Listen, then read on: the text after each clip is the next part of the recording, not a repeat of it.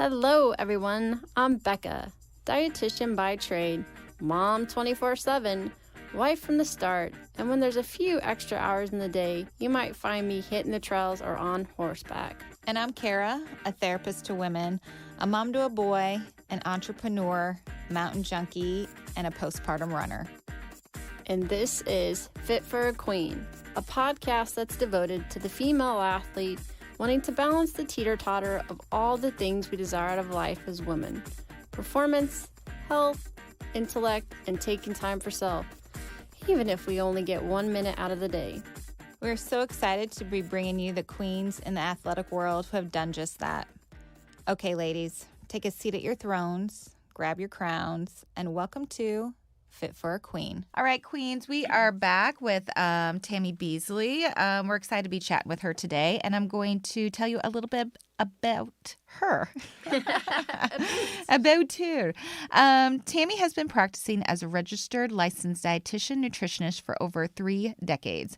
Her experience includes inpatient treatment programs, management of outpatient nutrition programs in both Alabama and Florida, and private practice specializing in both sports nutrition and eating disorders.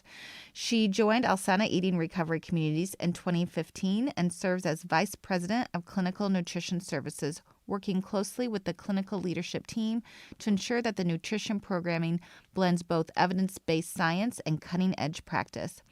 Tammy was the first registered dietitian to become certified with the International Association of Eating Disorder Professionals in 1993, and the first certified specialist in sports dietetics through the Academy of Nutrition and Dietetics in the state of Alabama in 2007. She advocated for the RD as an integral part of the multidisciplinary treatment team for eating disorders by serving on the IADEP certification committee for 9 years and stepping into the role of director from 2013 to 2017. The CED-RD was recognized by the Commission on Dietetics Registration in June 2015 under her tenure as director. She's a frequent speaker at regional to international conferences, when we can go, and enjoys translating evidence-based science into practical and insightful messages for clients to begin healing their relationship with food and body, and for clinicians to incorporate into their own practices. I have also told Tammy that she could have a second job of reading bedtime stories because she has the most peaceful, calming Tammy, voice. I will rent you out right now. Yes, if you we wanna should do that. Some She should- FaceTime storytelling. Yes. This may be a second career option when things get crazy. Yeah. And I'm sitting here thinking, I listened to Renee McGregor and I'm thinking, oh, how I wish I had a lovely accent. But anyway. You do. You So- have the southern. You have do, the for southern us, drawl. you do. Yeah. Well, good. We'll just put it to use. That sounds great. Well, so it's so. Thanks. You are like the original sports dietitian to cross over and specialize in eating disorders, which is obviously you were the trailblazer for people like me to come behind you. Look at those mentors out there. Oh, wow. I'm honored to be in your shadow now, Becca. Oh, Absolutely. no. So thank y'all for letting me come on today. I'm super excited to just chat with y'all very much.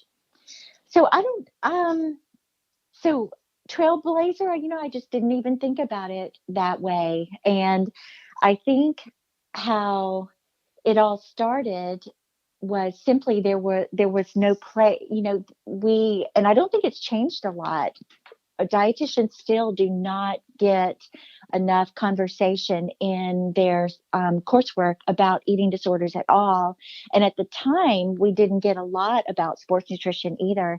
And the sports nutrition was really the only place, the only home that there was a small crossover at the time for eating disorders. And so that's kind of how they all tended to blend. Of course, I have a personal journey and story around all of it. So you just let me know where you want me to go. Well, if you feel comfortable, Tammy, I think that's always helpful for our listeners, that compassionate view that you come from and understanding. Okay. Well, I will say that I stand here fully recovered for 30 years, 3 decades, to probably almost the day. And that is an amazing thing to say, and it's probably what keeps me in this field, why I love it so much. That never gets old, being able to give that hope in recovery. And my journey was interesting because people laugh at me when I share this, but I was, I guess in the South, girls didn't quote sweat. And in my high, yes, and yes, I mean, it's a little hot and humid here, but we only glow. We glow. We do not sweat. And it was in high school. I was the overachiever deluxe, but didn't cross my mind to even consider athletics or sports. It was in a weird time, where I certainly had friends that did, but somehow in my upbringing, it's like, girls were smart, girls were whatever. We didn't sweat, we didn't compete like boys did. And boy, have things dramatically changed. And so really kind of what happened was entering into college is and the anorexia side of my history started popping up. Side by side, I discovered running. And running became something I actually I was like, wow, I'm pretty good at this. And like, I really love this. And didn't know, had no reference of any warning signs or anything between those two. I was not in the field of nutrition at the time. Very grateful for those few years, because it's really what awakened me to see, when I saw that, how my health plummeted, my grades plummeted, my relationships plummeted. I wasn't, I couldn't run like I used to run. All of it was affected by nutrition, and I had never had that epiphany that, wow, it's not just food that whether you put it in your body or not, it's life. It's holistic. It's supporting everything about us. It truly is healing medicine. And so I had a physician that kind of scared me to my senses at the time, which I appreciate. It led me into thinking, how can I combine my love of science with my love of people? And nutrition was just like an exciting new field. It felt like a new field. It was something my dad certainly thought was a brand new field, and like, can you make money doing that? He was like, I thought engineering was a much better route for you. So I had to do some convincing there. But what happened was I know that I got into the field of nutrition, had one lecture in my internship for 3 hours on eating disorders. Sports was very minimal. It was there, but it was small, but it certainly got a little more attention than eating disorders did. But what happened was, I went through my internship, graduated, started practicing. My love for running, my love for just movement, competition, just kind of got sparked, and it got out of control.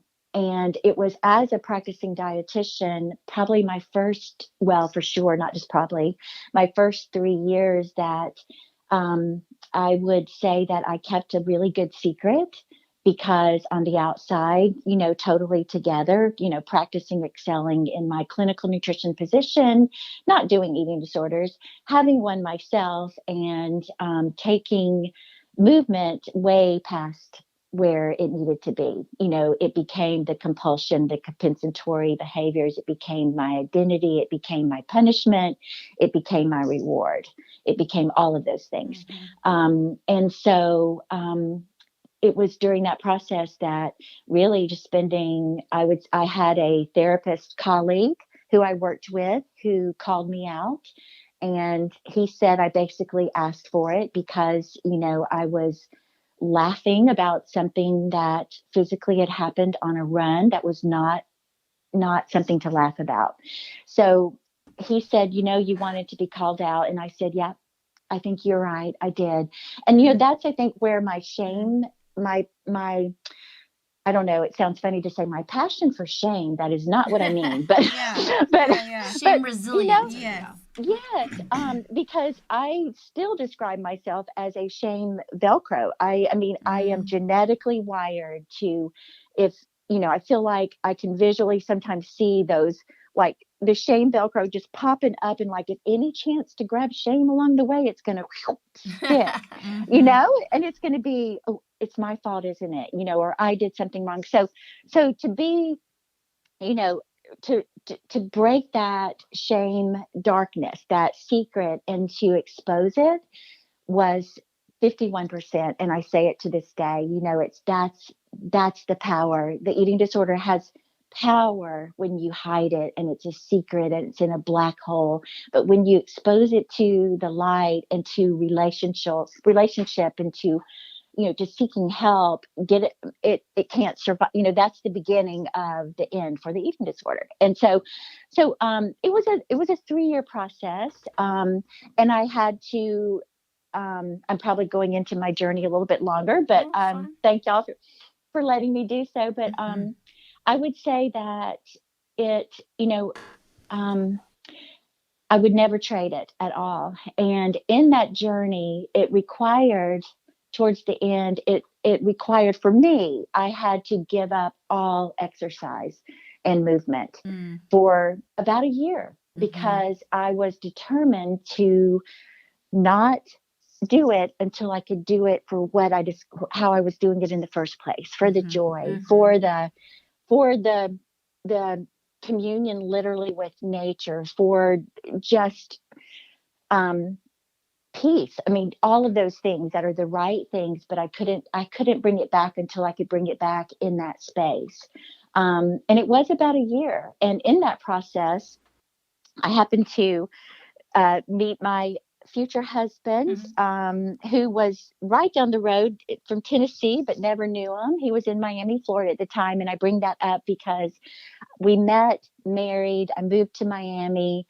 I began bringing, um, running back and just bringing, movement back into my life. It was discovering that, what, I just ate 4 cookies. I remember calling my husband going, I think I might have binged. And he said, what happened? And I said, I ate 4 cookies. And he just got quiet and he goes, honey, I think you just ate 4 cookies. And I'm like, I That's I all. know. And I was Great like, and I did answer, the same honey. Yeah. thing. I know. Mm-hmm. I get goosebumps now thinking about it because I was like, you're right. I Mm-hmm. did, because I tend to be that all or nothing too. So I had to bring back, that I don't have to be the best runner. I don't have to be the Yeah. best dietitian, but I can be Tammy. Mm-hmm. And so that was a very pivotal conversation we had. And so it was in Miami where the eating disorder work became my heart and soul. And it was what I thought, because of my own story, I should never do.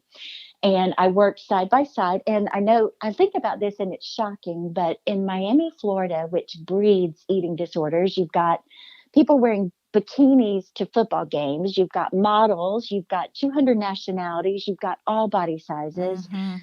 And there was no one doing eating disorder treatment there. But if Mm. you think Wow. about it, it was in the 90s. And Yeah. at the time, it was overlapped with the kind of addictions mindset. And Mm-hmm. that's where it was hovering.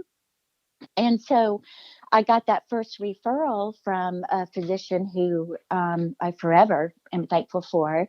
And Dr. Ehrlichman, actually, if you know Roy Ehrlichman, who is very seasoned in this field, he was a therapist that they referred a client to me. And I told them I shouldn't do this because I don't know if you guys know, but this is my history and I'm recovered. I'm in this new recovered place. And they're like, no, you should do this. And it was one of those things Wow.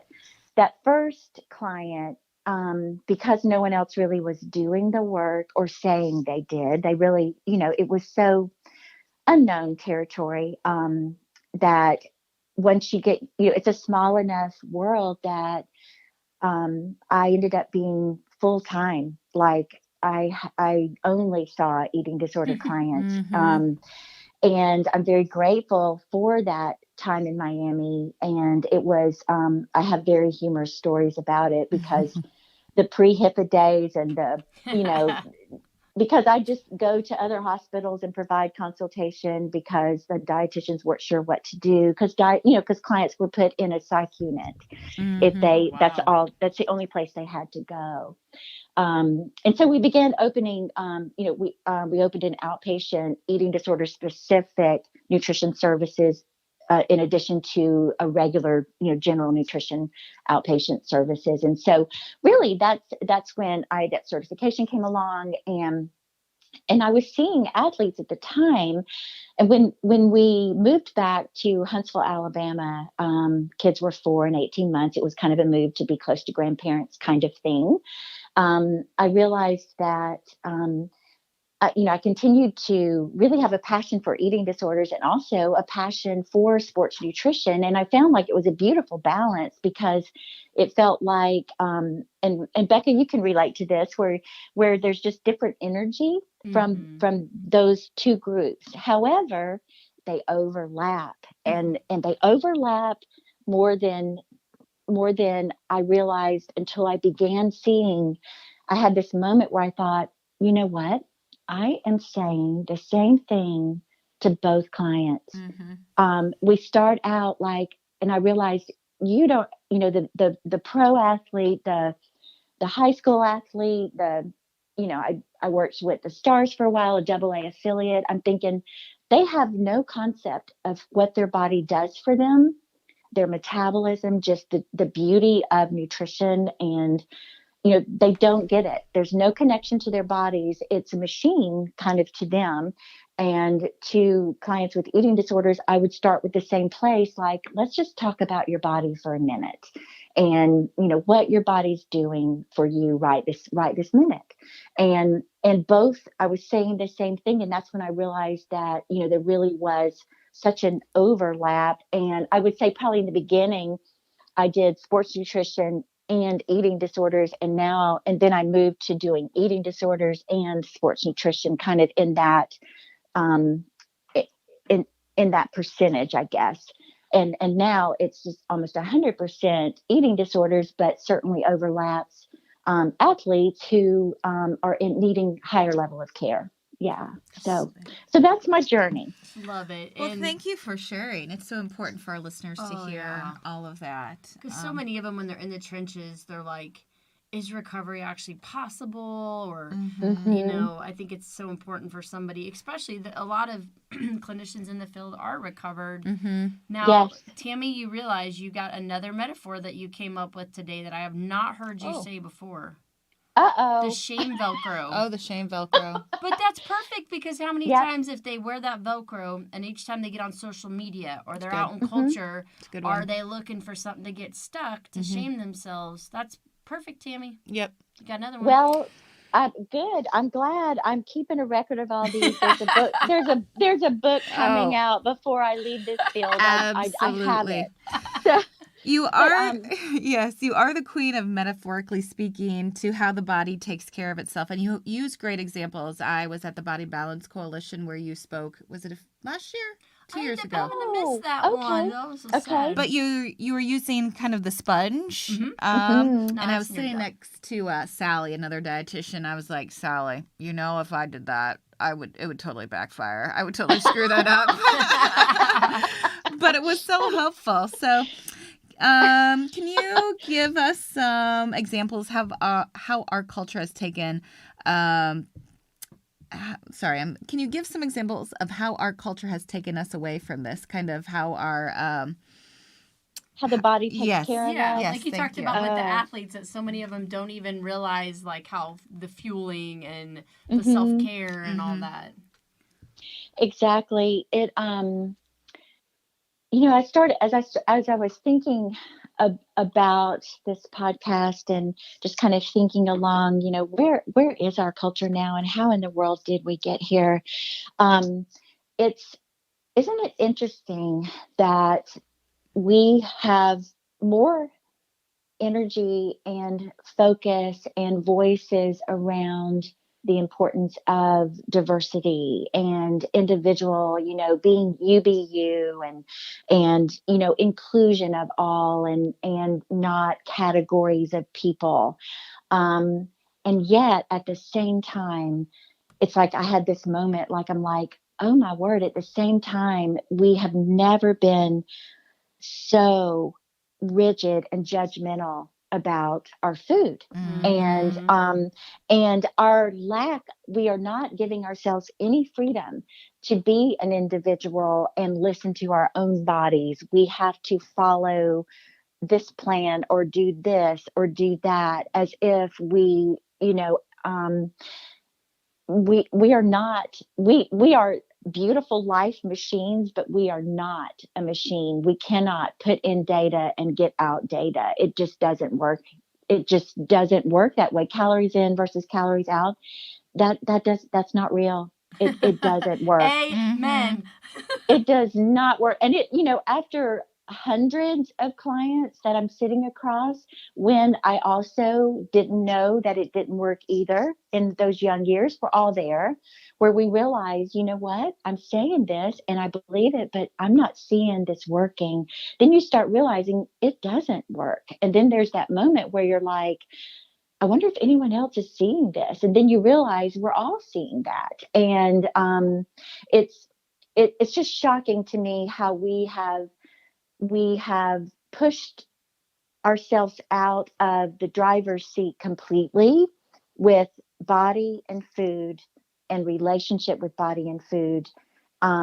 Everything in our culture now is like forcing us in the passenger side. We don't have it's like, um, there's one way and only one way to do this kind of thing. And it's just interesting if we could give ourselves the same grace, and if we could embrace body and food as much as we embrace the importance of each of us being individual in, race, gender, body size, all of those things, it would be amazing. Um, so I would love your thoughts on if you are seeing the same thing I'm seeing, that it's like we're so opposite, um, in our culture with food and body compared to where we are with embracing diversity in any other way. Oh, yeah. I mean, Yeah. as always, you hit the nail on the head. And I always love to tell the story about how, we've got all these specialized sports products, and this is what this Mm-hmm. athlete does. And I was running, I can't remember if it was like Hospital Hill or Kansas City marathon, and there was this gentleman in front of us, and he had the running shorts that have like the mesh pocket, and it was full of like Snickers minis. And I was like, I'm gonna own it. I was being judgy, like, oh God, Great. he's eating Snickers, like, oh my God. And then finally, like a couple miles later, and I'm just like, Becca, you can't catch him. Oh my God. So maybe you should try Snickers, And it was just kind of that aha moment, like, Mm-hmm. who am I? It's working for him. Leave it alone. We're just a Exactly. society of extremes, right? I mean, we just, Right. our black and white brain, we just can't see the gray very well. And that's really so much of what we have to practice. So agree. And I think the more rigid that list gets, um, it just, I mean, talk about shame Velcro. I mean, it rigidity, judgment, boom, all together. And what I what is, I guess, heartbreaking to me too is seeing that people aren't aware of what a prison they've gotten themselves into. Hmm. And athletes included, again, for that, for the latest greatest, that you've got to manipulate your, beta alanine. You've got to just minutia micromanage everything. And the body just, is so much bigger and better than that. It's really, it's incredible what I have so many analogies around the body. It's just incredible how much the body gives to us, and takes what little or rigid things we give it and works to the best of its ability to manage. But just over time, it's going to take a toll, because it is a closed system. Something has to give up. If something's getting something, something else is giving something up. And and I think getting back to, that whole base of the intuitive place, where just realizing that my body is not your body or your body or anyone's body, and my body's life story in this very moment is very unique too. And like, it may know that, like, okay, we're talking about viruses and colds, but even think of a cold. Your body knows it's getting a cold before we do. Right. and and so just being able to be able to realize that this rigid way that I'm allowing my body to eat, if it's intermittent fasting and you're only allowing it to eat for 4 hours a day, that's not taking into account what if you get that call in the morning that's stressful, or what, or what if you have an opportunity to go out with your friends and have this amazing brunch, but it's before your window, you allow yourself to eat. What are we giving up for all of those things, that to keep that rigidity there, when our body actually is capable of managing the ups and downs for us? If it knows that, what, my immune system's starting to give me some signals here, so I'm going to, you know, bring to your attention that, we need to eat here and we might need a little more here. Trusting our body to be able to communicate that to us, it's a skill. It's not easy, but it is so worth it. And it's again, putting ourselves back in the driver's seat. One of my favorite stories to tell about that is, I went to see my grandmother 4 times a year my entire life. I never drove it. And she lived in tiniest town, Mississippi, that where you start turning and there are no road signs. It's like, oh, you take a right by that oak tree, and remember, Yep. where Aunt Susie used to live, that's where you take a left. And well, I've done it, I can't, a gazillion times. Well, in college, I have this boyfriend. I'm like, I'm going to take you to my grandmother's and I'm going to drive us there. So I proceed to drive. I'm 30 minutes away from my grandmother's house. I've been to 4 times every year for 20 years. I'm lost. I have no idea where I am. She has not moved. I've never been in the driver's seat. And I literally got so lost. I've never been so embarrassed, so frustrated.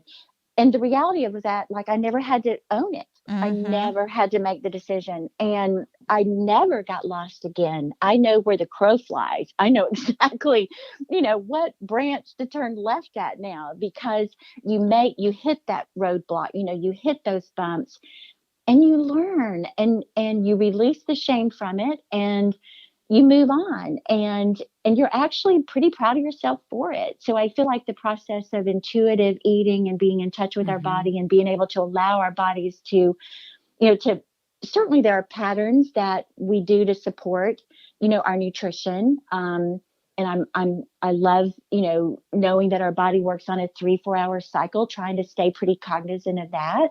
But giving your body the chance to talk back to you, you really can learn to hear it, and your body really can learn to trust you, but it's a mutual trust too. So it's not just you all of a sudden saying, oh, okay, body, I'm going to trust you now. Your body's going, oh yeah, can I trust you? Right. So we both have our responsibility there, but that driver's seat, I could never go back to a passenger seat ever. Again, And another metaphor. I love that. yes, I told you, if you keep her going, she'll just add more and more. But I think you're right. It comes down to it is like really learning. And this is a skill, like you said, like trusting the body. And so many of our clients have been in positions where they've feeling that their body is not, that their body is the enemy, and that to be scared of it. And so thank goodness there's people out there like you helping with that. And Tammy, I always, listen to your webinars from the Asana website. Those are still open to the public if they would like to listen to them as well, right?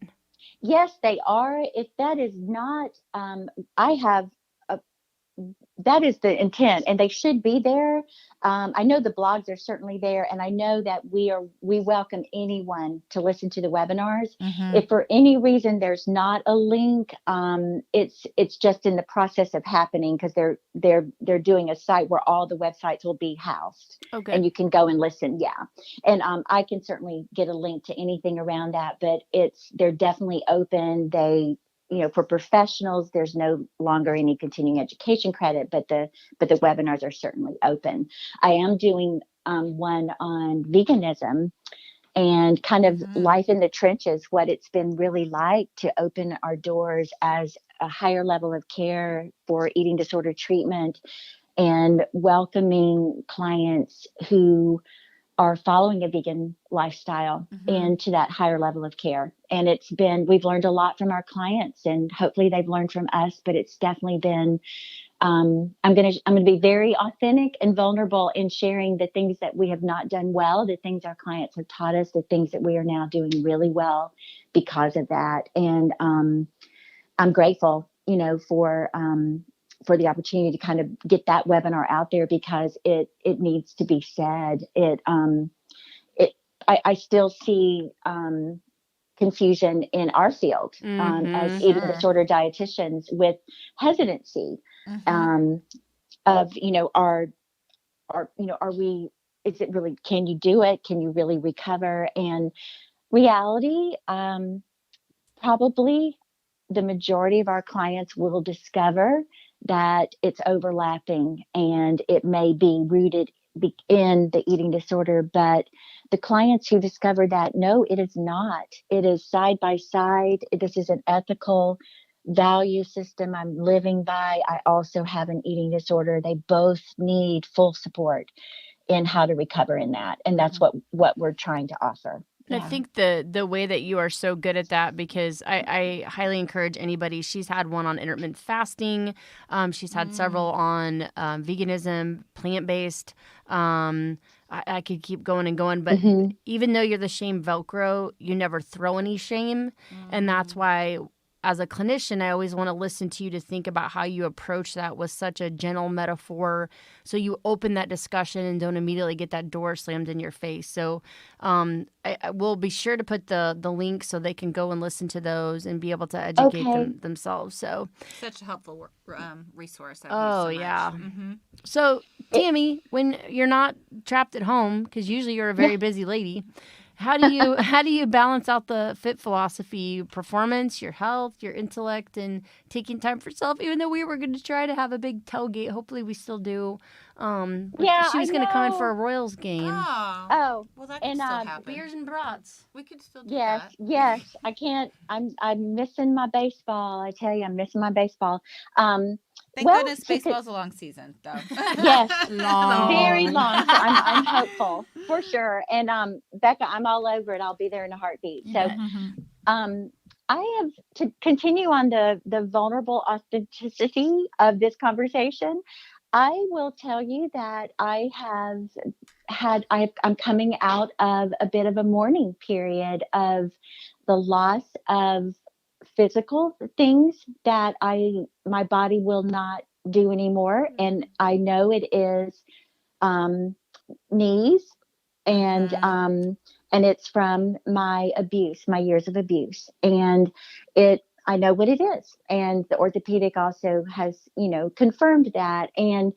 But at the same time, I think that's very real for any of us who are, weekend warriors, recreational athletes, pro athletes. There's a time when you have to shift what was so easy for you before. And I am in that shift now. And I think it's important to realize, giving myself some grace, that, there's been sadness around it, because I do miss the running, for example. It is gone. I'm bone on bone, and two knee surgeries in, and it's gone. And at the same time, this morning, I went walking with my husband, and we saw two mallards flying. And we often see deer. We live in North Alabama, and we're listening to podcasts. We'll stop sometimes, chat. If you're listening to the same podcast, we'll do hand motions around what we're just hearing. And I started thinking that, he's a farm boy. I loved the social of a gym. I taught spinning for 8 years. I loved it. I loved that, but I chose to give up gym of any sort, fitness center of any sort, because it was not feeding my soul, if that makes sense. Even if it was a place that wasn't the judgmental kind of body oriented place, even if it was a safe space. And the beauty of that is that my husband never, he was on a farm. He's like, why would you go to four walls to do anything? You go to a farm, you build a fence, you don't. And so we've rediscovered each other and being able to, like my intensity level is lower now. His is more consistent now. And there, movement is relationship. And so that's where I'm in. That's where I'm at right now. And it's a good place. And I think I would be not being true if I didn't say it wasn't sad to not be able to do what brought great joy. And life is going to bring that to all of us outside of even the movement arena in so many ways. And I think it's important we realize that we're always growing as a person, as our own appreciation of what our body does for us. And I'm in a new space with that. And it's a daily decision to go, this is good, and what am I seeing? And if I open my eyes, I see that it's bringing me things that what I did in the past didn't bring me. So it's different and good. Doesn't mean it's bad if it's different. It's just different. Yeah. Another transition. Oh, well, Tammy, I just adore you, and I will keep the beer and the brats in the fridge. Thank you. I'm coming. Oh my goodness. Yes, Kansas, it's just one of my favorite places. So I'm there. We'll go. Well, we hope you have a great rest of your week, and thanks for coming on. Thank you very much, guys. You too. You bet. Talk to you later. Bye, Tammy. Bye, Queens. Today's episode is brought to you by yours truly. I'm excited to announce the releasing of my book, Finding Your Sweet Spot in Sport, Avoiding Relative Energy Deficit in Sport, also known as Red S, by optimizing your energy balance. Be sure to follow me on social media or go to my website, www.beccamccombel.com. Bye, Queens. For additional information on today's topic and guests, follow us on Facebook, Twitter, and Instagram at Fit for a Queen. And Hashtag Fit for a Queen. Don't forget to rate us on iTunes. We can't wait for you to join us next time on Fit for a Queen. Bye, Queens.